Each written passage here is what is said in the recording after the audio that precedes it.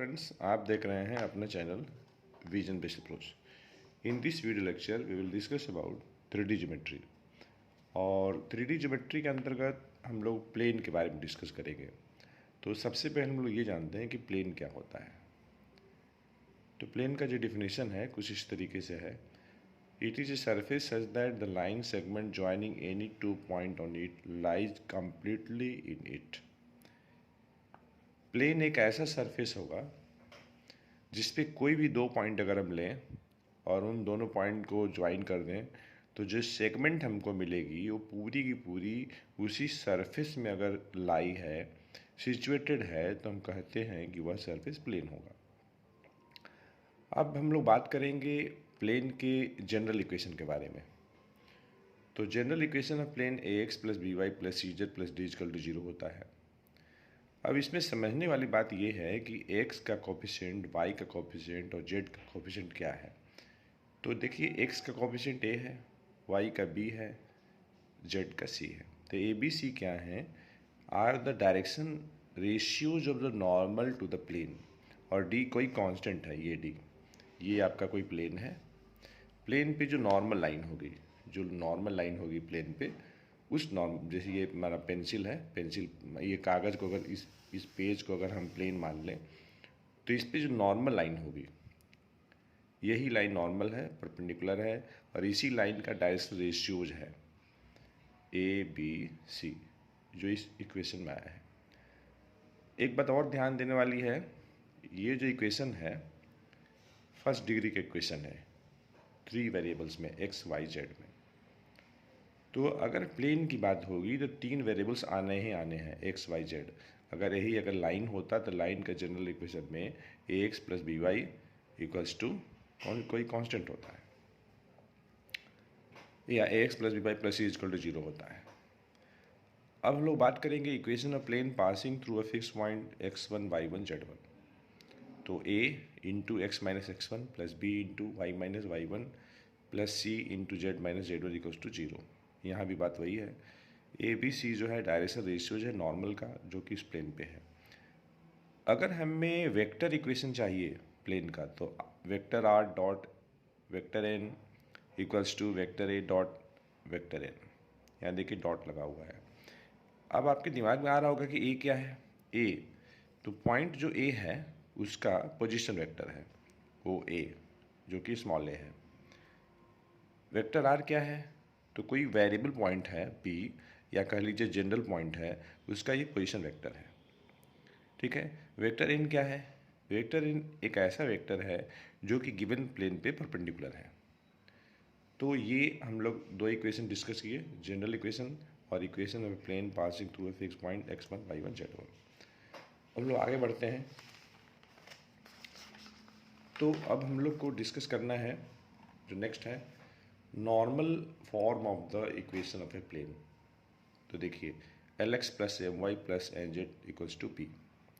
और इस इक्वेशन में एल एम एन क्या है? डायरेक्शन कोसाइंस है of the normal to the plane. और पी क्या है? तो नॉर्मल की लेंथ है। इस फिगर में आप देख सकते हैं, ये आपका ओ एम जो है एक परपेंडिकुलर लाइन है जो कि ओरिजिन से प्लेन ए बी सी पे ड्रॉ की गई है। अगर हम वेक्टर इक्वेशन की बात करें तो vector R dot unit vector N equals to P. Vector R क्या है? Position vector of general point है, या वेरिएबल पॉइंट कह लीजिए। यूनिट वेक्टर एन क्या है? Unit vector perpendicular to the plane. P जो है length of perpendicular from the origin to the plane. इस फिगर में आप देख सकते हैं, पी कोई जनरल पॉइंट है या वेरिएबल पॉइंट है। तो पॉइंट पी का पोजीशन वेक्टर आर है, और एन कैप जो है कोई यूनिट वेक्टर है along the normal. O M जो है नॉर्मल की लेंथ है। अब मैं आगे बढ़ता हूँ, जो नेक्स्ट इक्वेशन है प्लेन का, उस पर हम लोग बात करते हैं अब। तो देखिए, intercept form of the equation of a plane, X upon A plus Y upon B plus Z upon C equal to 1। यहाँ पे ए क्या है? एक्स इंटरसेप्ट है। बी क्या है? वाई इंटरसेप्ट है। सी क्या है? जेड इंटरसेप्ट है। अब इस फिगर में ज़रा देखिए, एक्स वाई जेड 3 एक्सिस है, और यहाँ पे देखिए एक कोई प्लेन है जो तीनों एक्सिस से मीट कर रही है, ए बी सी पे, तो ओ ए का जो लेंथ होगा ये एक्स इंटरसेप्ट होगा, जिसे स्मॉल ए से डिनोट किया जाता है। ओ बी का जो लेंथ होगा वाई इंटरसेप्ट होगा, जो कि स्मॉल बी से डिनोट किया जाता है। ओ सी का जो लेंथ होगा डिनोट किया जाता है स्मॉल सी से, और ये आपका जेड इंटरसेप्ट है। नेक्स्ट है इक्वेशन ऑफ कोऑर्डिनेट प्लेन्स। देखिए X Y plane Z equals to 0, X Y plane आपका ये देखिए ये होगा, ये प्लेन हो, ये एक्स वाई प्लेन होगा। वाई जेड प्लेन आपका ये होगा, ये। तो एक्स वाई प्लेन का इक्वेशन तो जेड बराबर 0 हो जाएगा। वाई जेड प्लेन का इक्वेशन तो एक्स बराबर 0 हो जाएगा। बच्चा आपका जेड एक्स प्लेन या एक्स जेड प्लेन, तो इसमें हो जाएगा आपका वाई बराबर 0। ध्यान दीजिएगा, अगर आपको एक्स वाई प्लेन का इक्वेशन चाहिए जेड बराबर 0, देखिए 3D है, कन्फ्यूज मत होइएगा। जेड बराबर 0 क्या है? ये प्लेन है। कौन सी प्लेन है? तो एक्स वाई प्लेन है। एक्स इक्वल टू 0 क्या है? तो ये वाई जेड प्लेन है। वाई इक्वल टू 0 क्या है? तो जेड एक्स प्लेन है। यही अगर 2D अगर होता तो 2D में कंसेप्ट कुछ और होता। ठीक है, तो अब मैं आगे बढ़ता हूँ। तो देखिए जो नेक्स्ट है, प्लेन पासिंग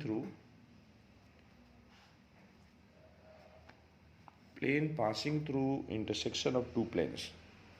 दो प्लेन के इंटरसेक्शन से पास करने वाली प्लेन का इक्वेशन। तो u plus lambda V equal to 0। जहाँ पे देखिए u बराबर 0 एक प्लेन है, v बराबर 0 एक प्लेन है। u बराबर 0 means a1x plus b1y plus c1z plus d1 equal to 0। v equals to 0 means a2x plus b2y plus c2z plus d2 equal to 0। तो कुछ करना नहीं है, दो प्लेन का इक्वेशन दिया रहेगा, लेमडा लगा के लिख देना है इस फॉर्म में। फिर कुछ कंडीशन और भी दिया रहेगा, उसको अप्लाई करके लेमडा की वैल्यू निकालेंगे, फिर इसको सिंप्लीफाई कर लेंगे, तो रिक्वायर्ड प्लेन हो जाएगा passing through the intersection of two planes. Angle between two planes, तो मान लीजिए कि दो प्लेन के बीच का एंगल थीटा है। तो देखिए थीटा अगर निकालना है, मतलब दो प्लेन के बीच का एंगल, तो हम लोग ये फार्मूला लगाएंगे, cos theta equal to L1 L2 plus M1 M2 plus N1 0। ये जो है in terms of direction cosines है। अगर आपको डायरेक्शन रेशियो दिया हुआ है तो उस सिचुएशन में cos theta equals to A1 A2 plus B1 B2 plus C1 C2 divided by under root A1 square plus B1 square plus C1 square into दूसरे ब्रैकेट में under root A2 square plus B2 square plus C2 square. ये जो formula है पहला in terms of direction cosines है, ये in terms of direction ratios है। अब हम लोग बात कर रहे हैं, एक्चुअली देखिए यहाँ पे दो प्लेन के बीच का एंगल निकालने का मतलब ये है कि उन दोनों प्लेन पे जो नॉर्मल लाइन होगी उनके बीच का एंगल निकालना। कंसेप्ट को समझिएगा। Condition of perpendicularity of two planes perpendicular कब होंगी?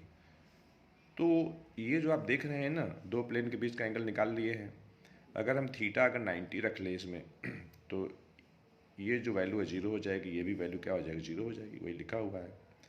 अगर दो प्लेन अगर पैरेलल होंगी तो उस केस में ये कंडीशन लगेगा, L1 upon L2 equals to M1 upon N2 equals to N1 upon N2। ये in terms of direction cosines है।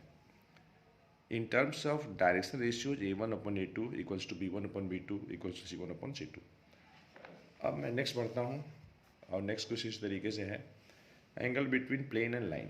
तो मान लीजिए कि थीटा अगर एंगल है बिटवीन प्लेन एंड लाइन, तो साइन थीटा बराबर, ध्यान दीजिएगा यहाँ एंगल बिटवीन प्लेन और लाइन है, तो sine theta equals to A1 A2 plus B1 B2 plus C1 C2 divided by root A1 square plus B1 square plus C1 square into root A2 square plus B2 square plus C2 square. ये mod sine के अंतर्गत रहेगा, मतलब यहाँ से आपको positive value लेनी है, और उस पॉजिटिव वैल्यू के लिए साइन आप लिखेंगे और थीटा निकाल लेंगे।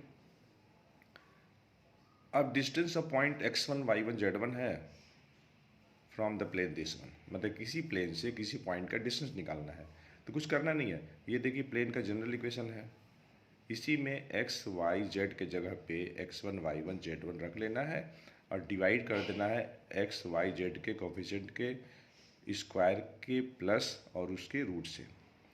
तो इस तरीके से फ्रेंड्स हम लोगों ने इस वीडियो लेक्चर में क्लास 12th ऑनवर्ड्स स्टूडेंट्स के लिए कोऑर्डिनेट ज्योमेट्री प्लेन चैप्टर से रिलेटेड फॉर्मूले डिस्कस किया है।